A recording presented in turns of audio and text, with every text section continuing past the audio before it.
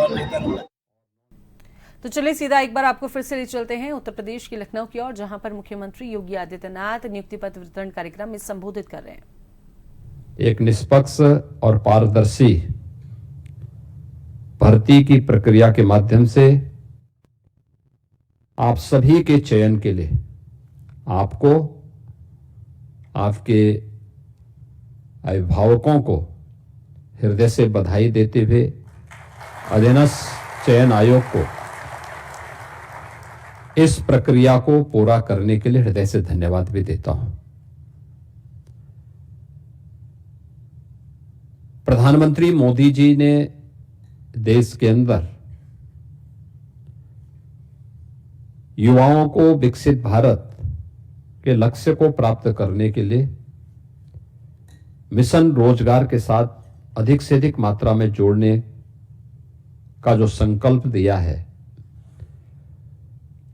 हम सब उस संकल्प में सहभागी बन सकें, इसके लिए उत्तर प्रदेश के अंदर पिछले 8 वर्ष के दौरान 8.5 लाख से अधिक नौजवानों को हम लोगों ने सरकारी नौकरियां उपलब्ध करवाने में सफलता प्राप्त की है। आप देख रहे होंगे लगातार हर महीने कभी उत्तर प्रदेश लोक सेवा आयोग के माध्यम से, कभी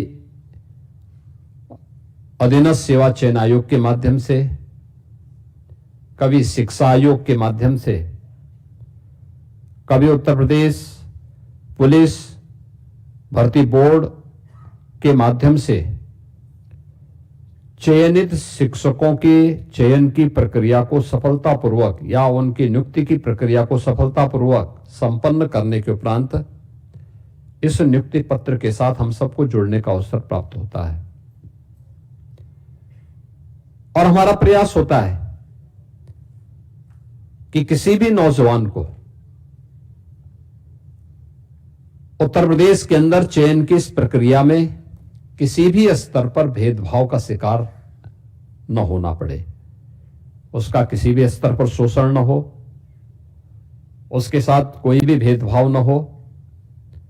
उसकी योग्यता और उसकी क्षमता के अनुरूप उसे शासन के विभिन्न विभागों में कार्य करने का अवसर प्राप्त हो सके। इसके लिए इस निष्पक्ष प्रक्रिया को पिछले 8.5 वर्ष के अंदर उत्तर प्रदेश सरकार ने पूरी ईमानदारी और प्रतिबद्धता के साथ संपन्न करने में सफलता प्राप्त की है। और आज उसी का परिणाम है कि जो शक्ति की गई थी, उस शक्ति का परिणाम है कि निष्पक्ष भर्ती की प्रक्रिया के परिणाम स्वरूप जो युवा चयनित हुए, उन्होंने भी पूरी ईमानदारी के साथ उत्तर प्रदेश सरकार का हिस्सा बनकर के